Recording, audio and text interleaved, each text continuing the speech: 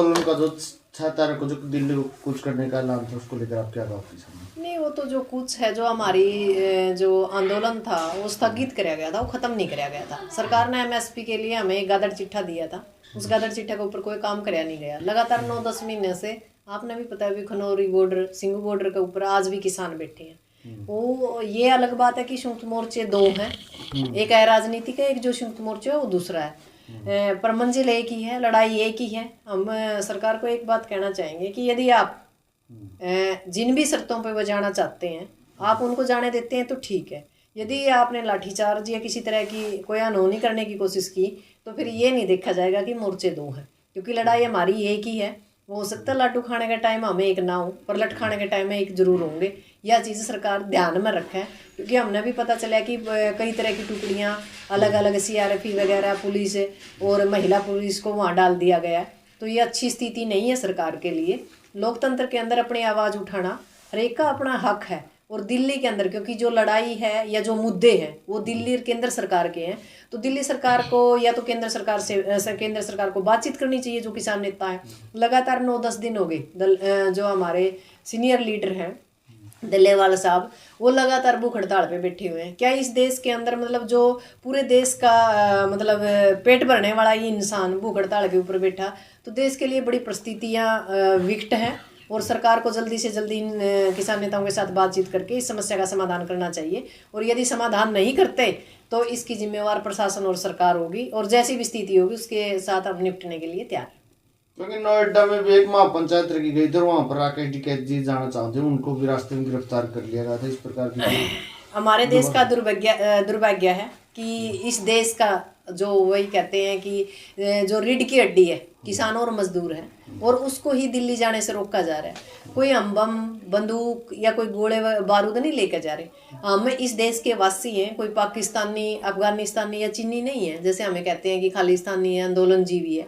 यदि हमारी सारी बातें जो जायज़ बातें हैं, जो जायज़ शर्तें हैं, जो जायज़ हमारी मांगे हैं, यदि सरकार पूरी करेगी तो हमें टाइम नहीं है दिल्ली जाने का, चंडीगढ़ जाने का।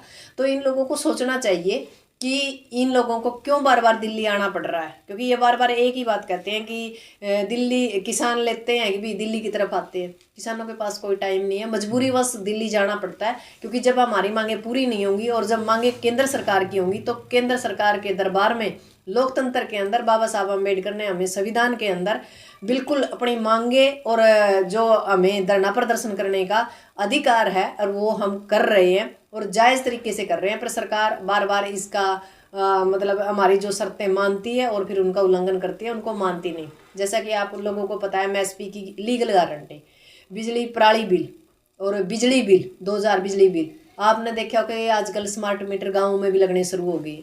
तो सरकार चाहती क्या आखिर? तो जिन चीज़ों के ऊपर हमारा सरकार के साथ जो 13 महीने लगातार हमने संघर्ष किया सड़कों पे, और जो 750 किसानों की शहादत के बाद जो सरकार ने हमारी मांगे मानी थी, वो मांगे मान ले तो उसके बाद दिल्ली जाने की जरूरत ही नहीं है। क्योंकि जो किसानों ने सरकार से बात करी थी और सरकार ने कहा था भाई आप कोई साधन नहीं ले जा सकते, आप पैदल जा सकते हो। अब पैदल भी नहीं जाने दिया गया किसानों को, क्या कहूँ। सबसे बड़ी बात है कि किसानों की सुनाई नहीं है इस देश के अंदर। इस देश के अंदर रोटी और बेटी आज के टाइम सबसे बुरी परिस्थिति में है, क्योंकि सरकार कहती कुछ और है करती कुछ और है। क्योंकि जैसे आप लोगों को पता है कि कहते हैं बेटी बचाओ बेटी पढ़ाओ, बेटियों पे आजकल सबसे ज़्यादा अत्याचार है, बेटियों के सबसे ज़्यादा बलात्कार हो रहे हैं, बेटियां सबसे ज़्यादा मिसिंग हो रही है। बेटियों को मतलब ये कह सकते हैं कि दिन के 12 बजे नहीं जा सकते। गाय के ऊपर इन लोगों ने बड़ा ड्रामा किया। आप लोगों ने देखा हुआ 200-400 क्विंटल गोश्त एक ब्राह्मण के घर मिलना बड़ी बड़ी बात है। तो गाय का ये दुष्प्रचार कर रहे हैं, जबकि ये कहते हैं कि गाय हमारी माता है। जब गाय हमारी माता है तो फिर उसका इतना बीफ कैसे आप इकट्ठा कर रहे हैं? और फिर रही बात किसानों की, किसानों के साथ यही हालात है। जैसे हम गेहूँ या कोई भी जो चीज़ हम फसल उगाना चाहते हैं तो हमें डीएपी नहीं मिलती, फिर पानी देते हैं तो यूरिया नहीं मिलता, फिर जब पानी की ज़रूरत होती है तो बिजली नहीं मिलती, फिर एमएसपी नहीं मिलती। तो किसान कहाँ तक लड़े? सरकार के साथ हमारी जो कर्जा माफ़ी की बातें हुई थी, जो किसानों के ऊपर केस थे, वो लगातार आज भी जारी है। हम लगातार हफ्ता में एक मतलब केस भुगत रहे हैं। तो सरकार से हम कहना चाहते हैं जिन जायज़ बातों के ऊपर, जिन मुद्दों के ऊपर सरकार के साथ बातचीत किसान नेताओं की हुई, किसान आगुओं की हुई, उसको मान लेना में ही सरकार की भलाई है। नहीं तो इस देश के अंदर श्रीलंका और ये कह सकते हैं कि हम ये क्या बांग्लादेश जैसे हालात होंगे, और भूखमरी में हम काफ़ी ऊपर पहुंच चुके हैं, और जो हमारी जीडीपी है वो इतने नीचे आ चुकी है, क्योंकि हमारा मोदी साहब कहते थे जब प्रधानमंत्री नहीं थे कि उसी देश की जीडीपी गिरती है जिसका प्रधानमंत्री निकम्मा हो। तो आज हम पूछना चाहते हैं कि हमारा देश कहाँ है।